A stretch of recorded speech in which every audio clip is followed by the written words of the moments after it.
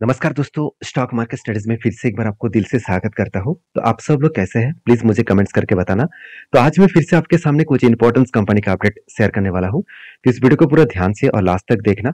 और अभी तक अपने चैनल को सब्सक्राइब नहीं किया तो जरूर कर लीजिएगा। कंटिन्यूसली इन्फॉर्मेशन और अपडेट्स पाने के लिए इसी चैनल के ऊपर बने रहिएगा। तो चलो देख लेते कौन सा कंपनी है इस वीडियो के अंदर। फर्स्ट जो कंपनी है जिसके बारे में चर्चा करूं उसका नाम है पॉलीकैब इंडिया लिमिटेड। देखिए, पॉलीकैब इंडिया लिमिटेड जो देखा जाए तो एक ऐसे कंपनी है जिसके ऊपर हर टाइम में बार बार आपको चर्चा करके यही बताया हूं कि पॉलीकैब इंडिया एक इंडिया के लीडिंग कंपनी है और एक लार्जेस्ट केबल मैन्युफैक्चरिंग कंपनी है। तो पावर सेगमेंट में इस कंपनी के ऊपर एक प्लस पॉइंट मुझे देखने को मिला इस बार कि कंपनी पॉलीकैब ने क्या किया, खुद के मार्जिन को इम्प्रूव किया, मतलब मार्जिन को ब्रेकआउट किया।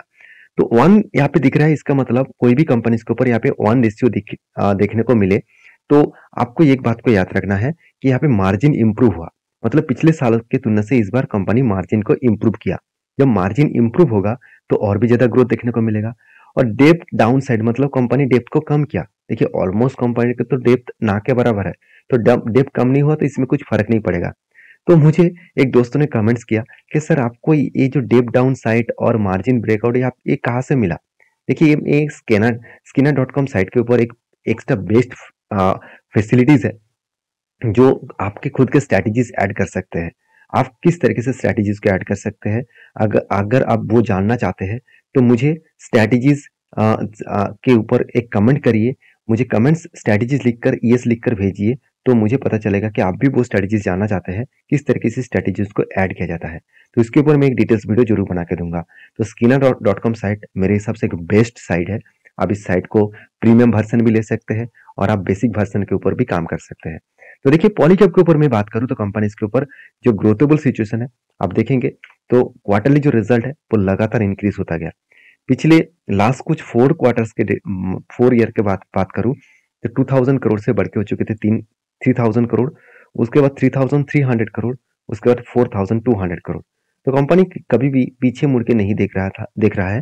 कंपनी लगातार खुद का सेल्स को बढ़ाते चले जा रहे हैं।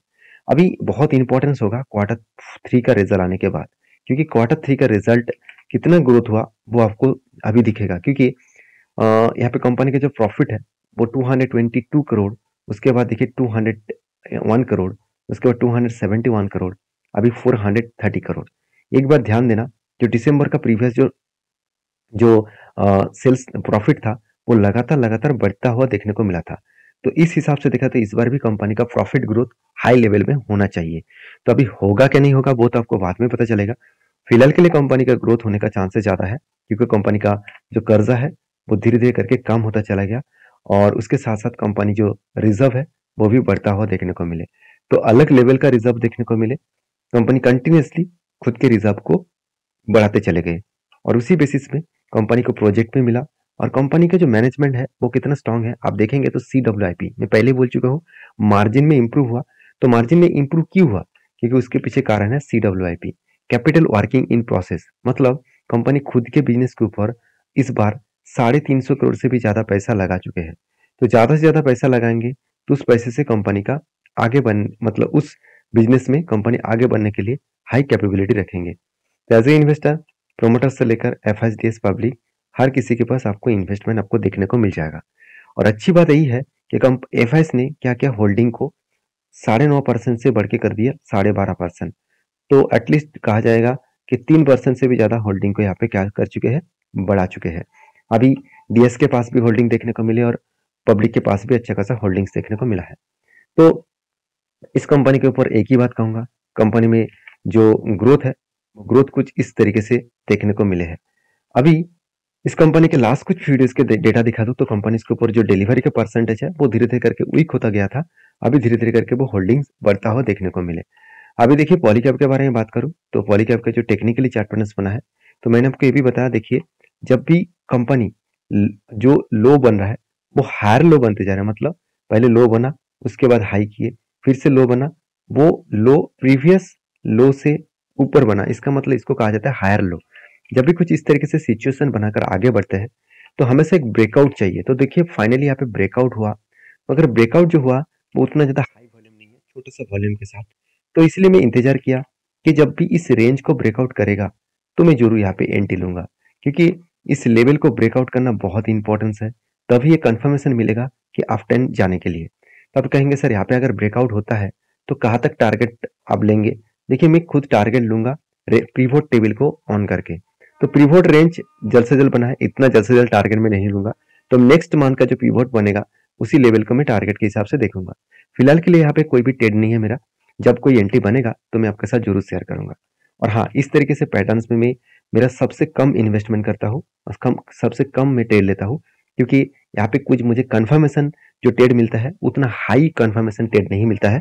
तो इसलिए इस तरीके से जगह पे जब भी आप कोई काम करने के लिए जाएंगे, जब फ्यूचर में आप सारे टेक्निकल चार्ट पैटर्न्स को सीख कर काम करने के लिए जाएंगे, तो मेरे एक रिक्वेस्ट रहेगा कि आप प्लीज यहाँ पे सबसे मिनिमम क्वांटिटी के साथ काम करिए, मैक्सिमम क्वांटिटी में मत जाइए। यहाँ पे कोई भी पैटर्न्स नहीं बनता है, तो इसमें कोई भी पॉसिबिलिटी नहीं है कि कहाँ तक जा सकते हैं, किस तरीके से काम कर सकते हैं। तो बाकी आपके क्या राय है जरूर कमेंट्स करके बताना। नेक्स्ट जो कंपनी उसका नाम है लक्ष्मी ऑर्गेनिक्स इंडस्ट्रीज लिमिटेड। देखिए कंपनी के नाम में लक्ष्मी तो देखने को मिले, क्या उतना कंपनी लक्ष्मी है वो देखना बहुत इंपॉर्टेंस है। देखिए कंपनी के जो ग्रोथ है उसके बारे में बात करूँ तो कंपनी की जो डेप्थ है वो ना के बराबर है, ये बात सही है, मगर कंपनी का डेप्थ को कंपनी रिड्यूस नहीं किया और मार्जिन में कोई इंप्रूव देखने को नहीं मिला।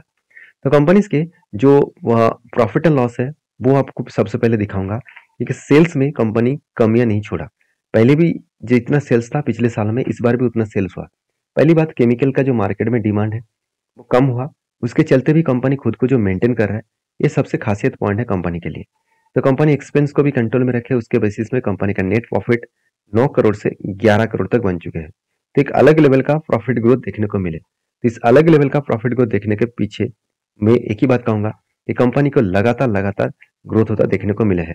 अभी इस कंपनी के ऊपर जो जो मोमेंटम है आप देखेंगे कितना शानदार तरीके से कंपनी धीरे धीरे करके ग्रोथ कर रहे थे। बीच में कंपनी का प्रॉफिट ग्रोथ कम हो गया, उसके बाद देखिए धीरे धीरे करके फिर से रिकवरी किए और फिर से प्रॉफिट ग्रोथ कम हो गया। तो इस तरीके से हालचाल इसीलिए देखने को मिले क्योंकि मार्केट में जो केमिकल्स का डिमांड है वो थोड़ा सा कम हो चुके हैं, और डिमांड कम होने के कारण कंपनी में इस तरीके से वोलाटिलिटी देखने को मिला। और इंस्टीट्यूशन में देखिए खुद के स्टेक को यहाँ पे बेच दिया, जैसे एफएस ने भी माल बेचा, डीएस ने भी माल बेचा।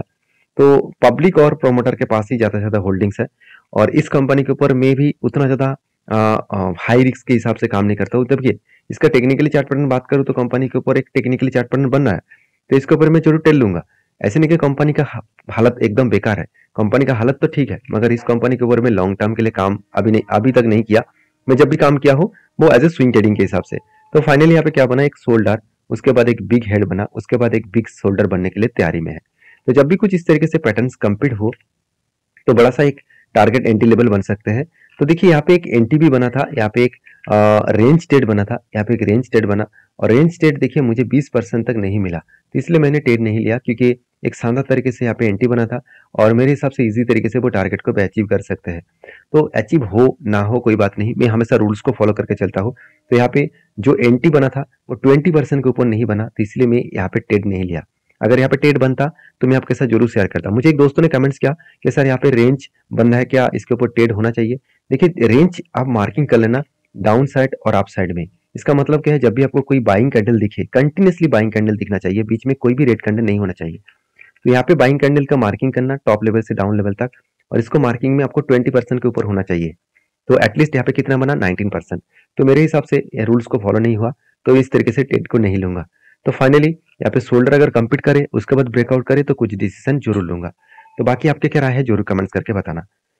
नेक्स्ट जो कंपनी उसका नाम है आईपीएल। देखिए मुझे कुछ दोस्तों ने कमेंट किया सर आईपीएल के ऊपर एक बातचीत करिए, उसके अगेंस्ट में और एक दोस्त ने कमेंट किया सर आईपीएल एक आईपीएल मतलब जो इंडियन प्रीमियर लीग है क्या वो है? बिल्कुल नहीं, शायद आपने कंपनी के नाम ध्यान से नहीं देखा। कंपनी का नाम है इंडिया पेस्टिसाइड लिमिटेड।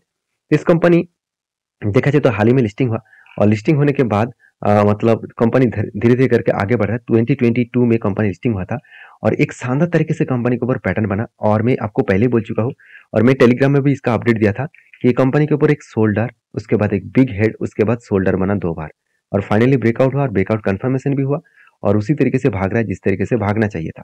तो किस तरीके से भाग रहा है आप देख सकते हैं। यहाँ पे भागने के बाद एक जगह पे वो रिट्रेस किया। तो रिट्रेस क्यों किया? क्योंकि यही कंपनी के लिए प्रीवियस नहीं, इसका लाइफ टाइम हाई है। अगर मैं प्रीवियस हाई के बारे में बात करूं, आप देखेंगे तो यहाँ से कंपनी स्टार्ट हुआ था, उसके बाद जर्नी डाउन साइड में हुआ, तो इसका मतलब यहाँ पे स्ट्रांगली ये रेजिस्टेंस कम सप्लाई जोन है, इसी जगह से बिग करेक्शन होने का चांसेस भी देखने को मिल सकता है। अभी यहाँ पे क्वेश्चन आएगा कि सर यहाँ पे करेक्शन होने का चांसेस है। देखिए जिस तरीके से वॉल्यूम्स वीक होता जा रहा है और जिस तरीके से ये जो पैटर्न क्रिएट हो रहा है, बार बार जो कैंडल पैटर्न बन रहा है, कुछ इस तरीके से हैमर जैसे पैटर्न क्रिएट हो रहा है, तो इसका मतलब सेलर से कई गुना ज्यादा बायर एक्टिव है। अगर इस लेवल के ऊपर क्लोजिंग दे, इस लेवल के ऊपर क्लोजिंग दे, वो इजीली 420 रुपीज तक जाने का चांसेस रहेगा। अगर एंटी लेवल से मैं टारगेट तक देखूं तो एंटी लेवल यहाँ पे बना, यहाँ पे एंटी लेवल बना और टारगेट बन रहा है करीबन 36% के आसपास। तो जो 422 रुपीज के आसपास इसका टारगेट बनेगा, तो मैं इस टारगेट को फॉलो करके चल रहा हूँ और मैं टेलीग्राम में भी इसको अपडेट दिया था और जाकर आप टेलीग्राम को ज्वाइन कर सकते हैं ये सारे पॉइंट्स को देखने के लिए। अभी क्वेश्चन आएगा कि सर अपने एंटी क्यों लिया? देखिए उसके पीछे रीजन यही है कि कंपनी का डेप्थ एकदम जीरो है, इनकम जबरदस्त है, आरओसी आरओई मुझे बेस्ट देखने को मिला और वैल्यूएशन हाई है, मगर उतना ज्यादा हाई मैं नहीं कहूंगा क्योंकि इंडस्ट्रीज पीरियड के आसपास देखने को मिले। क्वार्टरली कंपनी का रिजल्ट देखेंगे तो कंपनी कंटिन्यूसली सेल्स को ग्रोथ किया, पिछले क्वार्टर को बीट किया मगर ईयर ऑफ ईयर को बीट नहीं कर पाया। कोई बात नहीं, कंपनी एक्सपेंस को कंट्रोल करने के बाद प्रॉफिट मेंटेनेंस कंटिन्यू कर रहा है, एक बार भी कंपनी लॉसेस नहीं किए।